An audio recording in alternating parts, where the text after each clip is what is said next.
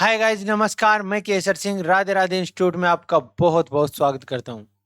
प्यारे स्टूडेंटों, आज हम पढ़ेंगे 11th क्लास के चैप्टर नंबर 1, जिसका नाम है भौतिक जगत, सब्जेक्ट फिजिक्स।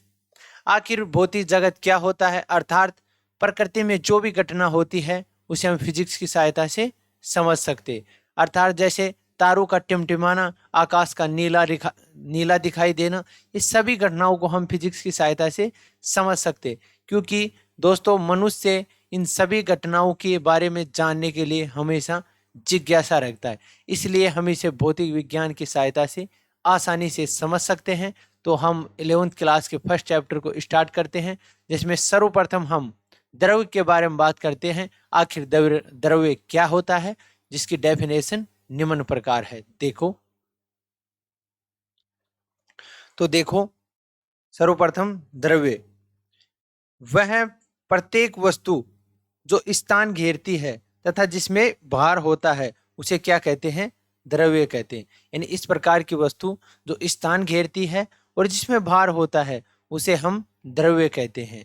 फॉर एग्जाम्पल ले सकते हैं हम लोहा, पत्थर, वायु, जल। ये स्थान घेरती है और इसमें भार होता है, तो ये इसके हो गए एग्जाम्पल। इसके बाद देखो, प्रकृति में मूलभूत बल। प्रकृति में मूलभूत 4 प्रकार के बल होते हैं, जिसमें पहला है गुरुत्वाकर्षण बल, और दूसरा विद्युत चुंबकीय बल। दूसरा कौन सा बल है? विद्युत चुंबकीय बल। और तीसरा है प्रबल नाभिकीय बल। कौन सा बल? प्रबल नाभिकीय बल। और चौथा है दुर्बल नाभिकीय बल। तो इसको क्रम वाइज से पढ़ेंगे हम। तो सबसे पहले लेते हैं हम गुरुत्वाकर्षण बल। आखिर गुरुत्वाकर्षण बल क्या होता है? देखो, इसको लेते हैं हम। पहला देखिए, हेडिंग डाल लेंगे सब, गुरुत्वाकर्षण बल। इसमें देखो, यह बल आकर्षण बल होता है। यानी यह बल क्या होता है? चीजों को आकर्षित करता है।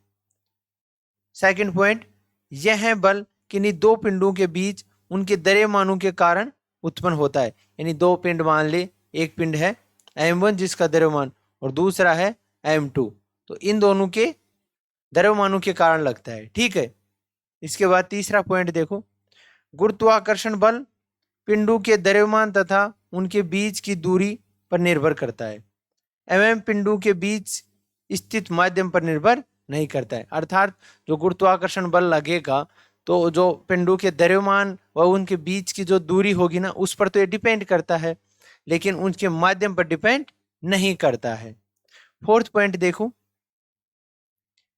इस बल के संबंध में वैज्ञानिक न्यूटन ने एक नियम दिया, जिसके अनुसार किन्हीं दो पिंडों के बीच उत्पन्न गुरुत्वाकर्षण बल उनके द्रव्यमानों के तो गुणनफल के अनुत्क्रमानुपाती होगा और उनके बीच की दूरी के व्युत्क्रमानुपाती होगा।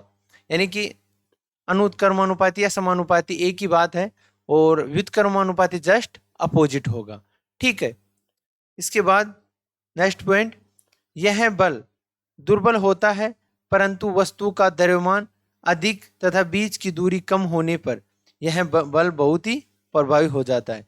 कहने का मतलब यह है कि जब दोनों पिंडों के बीच की दूरी कम करते हैं तो ये जो लगने वाला बल ये ज्यादा लगता है, अर्थात इसका बहुत ज्यादा प्रभावी हो जाता है, अर्थात बहुत ज्यादा प्रभाव डालता है।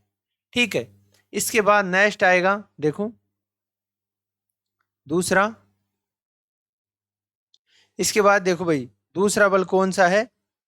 विद्युत चुंबकीय बल। देखो ये क्या है? देखो, आवेशित कणों के बीच कार्य करने वाले बल को विद्युत चुंबकीय बल कहते हैं। यानी आवेशित, यानी एक कण है जिस पर आवेश कितना है? प्लस क्यू, दूसरे पर माइनस क्यू, तो इनके बीच में जो कार्य करने वाले बल को क्या कहते हैं? विद्युत चुंबकीय बल कहते हैं। फर्स्ट पॉइंट क्या है इसका? आवेशित कणों के बीच कार्य करने वाले बल को कूलाम के नियम द्वारा स्पष्ट किया जाता है। यानी आवेशित कण होते हैं, उसके बीच में जो कार्य करने वाले बल है ना, उसको कूलाम के नियम द्वारा स्पष्ट किया जाता है। आगे देखो नेक्स्ट पॉइंट, यह बल आकर्षण तथा प्रतिकर्षण दोनों हो सकते हैं। यानी यह जब प्लस प्लस होगा तो प्रतिकर्षण होगा, अर्थात माइनस माइनस होगा तो भी प्रतिकर्षण होगा, और प्लस माइनस या माइनस प्लस होगा तो आकर्षण होगा। कहने का मतलब ये है कि यदि विपरीत आवेश होंगे तो क्या होगा, आकर्षण होगा, और यदि समान आवेश होंगे तो क्या होगा, प्रतिकर्षण होगा। यह बल कूलाम के नियम का पालन करता है। यह बल किनके नियम का पालन करता है, कूलाम के नियम का पालन करता है। यह बल कम दूरी पर अधिक प्रभावी होता है। यह बल कम दूरी, यानी दूरी जब कम करेंगे तो ये ज्यादा लगेगा, एवं दूरी बढ़ने पर इसका प्रभाव कम होता जाता है। जैसे जैसे दूरी बढ़ती जाएगी तो इसका प्रभाव नगण्य यानी कम होता जाएगा। इसके बाद नेक्स्ट पॉइंट है, विद्युत चुंबकीय बल संरक्षी बल होते हैं। विद्युत चुंबकीय बल क्या होते हैं, संरक्षी। ठीक है, यह हो गया विद्युत चुंबकीय बल। फिर इसके बाद में नेक्स्ट आता है, देखो नेक्स्ट आता है नंबर 3, परबल नाभिकीय बल। ये क्या होता है, देखिए नाभिक के भीतर उपस्थित रहे बल जो प्रोटॉन तथा न्यूट्रॉन को परस्पर बांध के रखता है, इस प्रकार के बल को क्या कहते हैं, परबल नाभिकीय बल कहते हैं या होता है। ठीक है, यह बल आकर्षण बल होता है। परबल नाभिकीय बल कैसा बल होता है, आकर्षण बल होता है। और यह बल आवेश पर निर्भर नहीं करता है। यह बल आवेश पर निर्भर नहीं करता है, कितना आवेश है कितना कम है। जितना बल दो प्रोटॉनों के बीच लगता है उतना ही बल एक प्रोटॉन के बीच लगता है, क्योंकि आवेश पर तो ये डिपेंड नहीं कर रहा है। तो चाहे एक प्रोटॉन हो या चाहे दो प्रोटॉन हो, उतना ही बल लगेगा। ठीक है भाई। इसके बाद देखो, यह बल प्रबल होता है। यह बल अत्यंत प्रबल होता है। अब तक जितने भी बलों के बारे में हमने पढ़ा है उनमें से सबसे प्रबल बल कौन सा है, प्रबल नाभिकीय बल ही है। ठीक है, इसके बाद 4th नंबर बल आता है दुर्बल नाभिकीय बल। यह क्या होता है, देखिए यह बल भी प्रबल बल की तरह ही लघु परास के लिए होता है। यानी जिस प्रकार प्रबल नाभिकीय बल होता है उसी की तरह लघु परास का मतलब कम दूरी के लिए लगता है। यह बल आकर्षण तथा प्रतिकर्षण हो सकता है। यह बल कैसा हो सकता है, आकर्षण तथा प्रतिकर्षण हो सकता है। यह बल भी कूलाम के नियम का पालन करता है। यह बल भी कूलाम के नियम की पालना करता है। ठीक है भाई, यहां तक समझ में आया। देखो नेक्स्ट पॉइंट देखो, यह बल कम दूरी पर प्रभावी होता है। इन कम दूरी लगती है तो ज्यादा लगता है। अहम दूरी अधिक होने पर इसका प्रभाव नहीं होता है, अर्थात जैसे जैसे दूरी बढ़ती जाएगी इसका प्रभाव कम होता जाएगा। जैसे जैसे दूरी बढ़ती जाएगी इसका प्रभाव कम होता जाएगा। आगे देखो, यह बल गुरुत्वाकर्षण बल से प्रबल होता है एवं नाभिकीय बलों से दुर्बल होता है। यह गुरुत्वाकर्षण बल से तो प्रबल होता है और नाभिकीय बलों से दुर्बल होता है।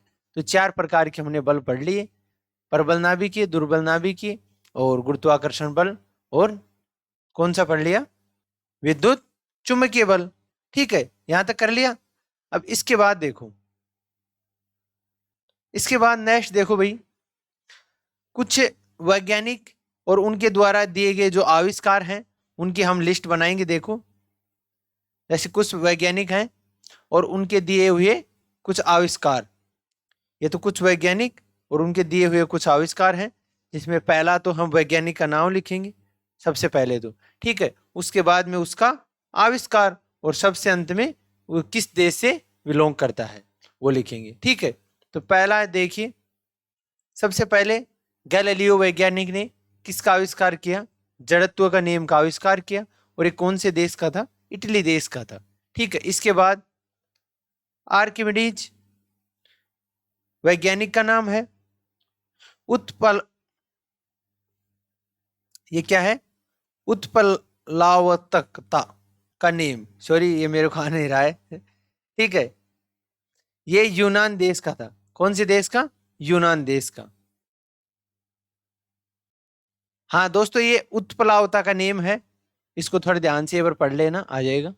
ठीक है, इसके बाद तीसरा वैज्ञानिक आइजैक न्यूटन, जिसमें गति के नियम और गुरुत्वाकर्षण का नियम दिया था, ये इंग्लैंड का है। ठीक है भाई। और फोर्थ नंबर है अल्बर्ट आइंस्टीन साहब, उसने प्रकाश विद्युत प्रभाव को समझाया था, और अपेक्षिकता का सिद्धांत, जो जर्मनी देश का था। और इसके बाद 6 नंबर माइकल फैराडे, जिसने विद्युत चुंबकीय प्रेरण का नियम दिया था, और ये है इंग्लैंड की। इसके बाद हाइजेन, ये प्रकाश का तरंग सिद्धांत को समझाया था, और ये हॉलैंड के हैं। ठीक है। इसके बाद जगदीश चंद्र बोस, अति लघु रेडियो तरंगों के बारे में समझाया था, और ये है हमारे इंडिया का। ठीक है। और इसके बाद मैक्सवेल, प्रकाश का विद्युत चुंबकीय सिद्धांत को समझाया था, जो इंग्लैंड के हैं।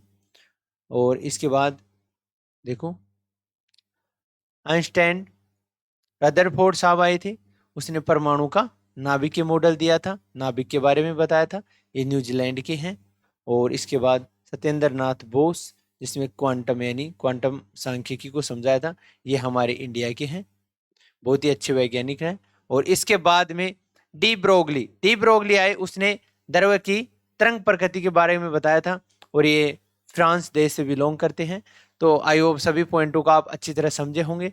सर्वप्रथम हम द्रव्य के बारे में बात किया, उसके बाद में 4 प्रकार के बल होते हैं, उसके बारे में कंप्लीट व्याख्या की, उनकी अलग अलग डेफिनेशन, किसके लिए लागू है किसके लिए नहीं है। अंत में हमने वैज्ञानिक और उसने कौन सा सिद्धांत दिया उसके बारे में बात की, और अंत में उसके कौन से देश से बिलोंग करते उसके बारे में बात की। तो आई होप सभी चीज़ों को आप अच्छी तरह समझे होंगे। हमारे साथ जुड़े रहने के लिए, इसी प्रकार पावरफुल कंटेंट प्राप्त करने के लिए हमारे साथ हृदय की गहराई से जुड़ने के साथ ही आपको प्रेम पूर्वक हर बार की तरह वापस आकर बहुत बहुत धन्यवाद। जय हिंद, जय भारत।